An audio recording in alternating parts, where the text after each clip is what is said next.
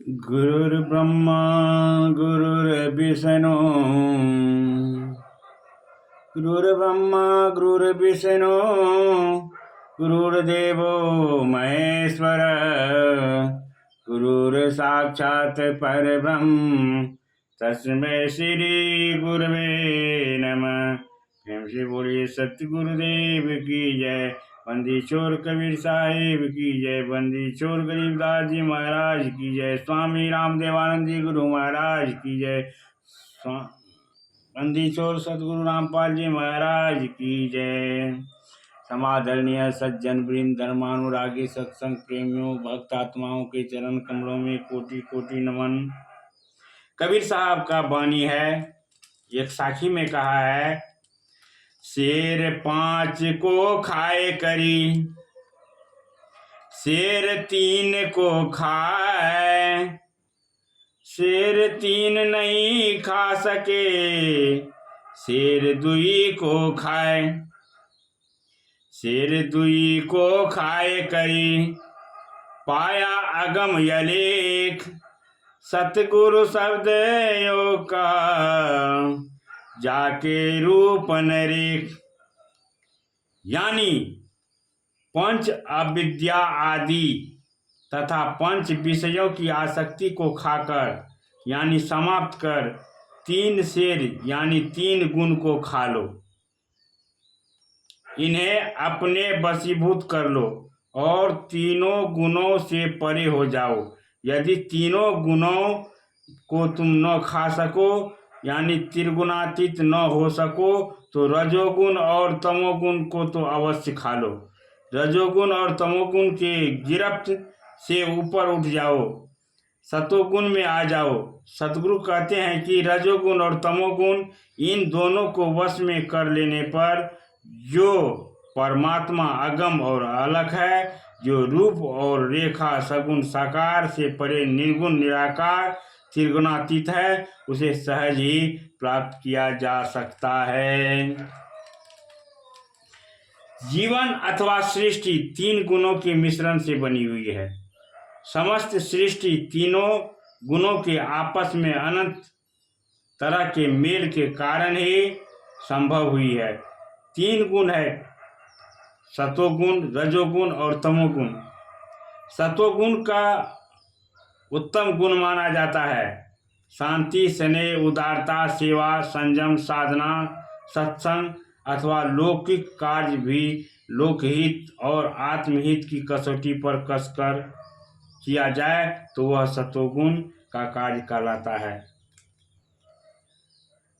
काम, लोभ, चंचलता, सांसारिकता, संकीर्णता की भावना लेकर जो कार्य किया जाता है वह रजोगुण से प्रभावित अथवा रजोगुण का कार्य माना जाता है। अब है तमोगुण। मूढ़ता, आलस, प्रमाद, हिंसा, कुटिलता, दंभ, छल, अविद्या, क्रोध इत्यादि तमोगुण से प्रभावित कार्य माने जाते हैं।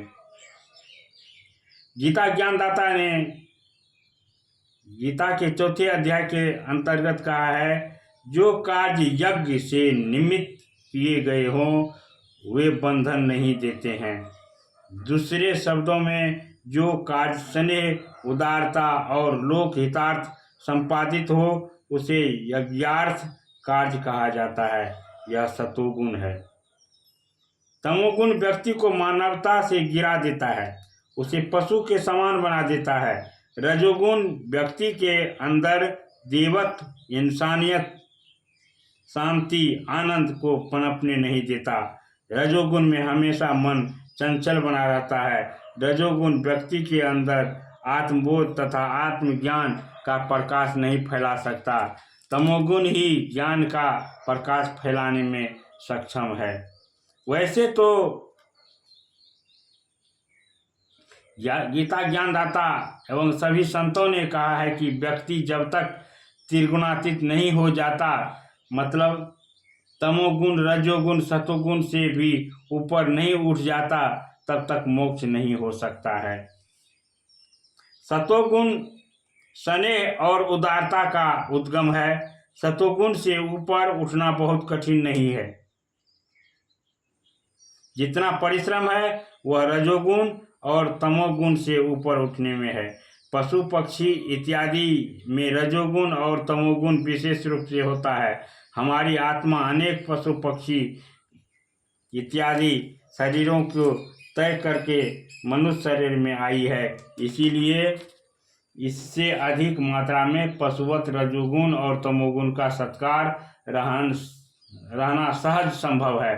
सतगुरु कबीर साहब फिर कहते हैं, 184 में भटक के लोग 184 भटक के पग पर अटके आए, अब की पासा ना पड़े तो फिर 84 जाए।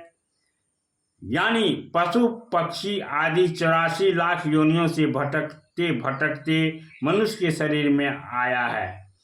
अब की मनुष्य के शरीर में भी यदि पशुत्व का बोलबाला रहा, रजोगुण और तमोगुण का बोलबाला रहा, तो पुनः 84 लाख योनियों में चला जाएगा यह शरीर। तात्पर्य है कि रजो तमोगुणी पशु पक्षी आदि योनियों में भटकते रहने के कारण हमारे भीतर रजोगुण और तमोगुण प्रगाढ़तम होता गया। अतः सारा परिश्रम रजोगुण और तमोगुण पर विजय प्राप्त करने में है। रजोगुण और तमोगुण पर विजय सत्संग, सेवा, संयम और साधना के द्वारा संभव है। प्रेम से बोलिए सत्य गुरुदेव की जय।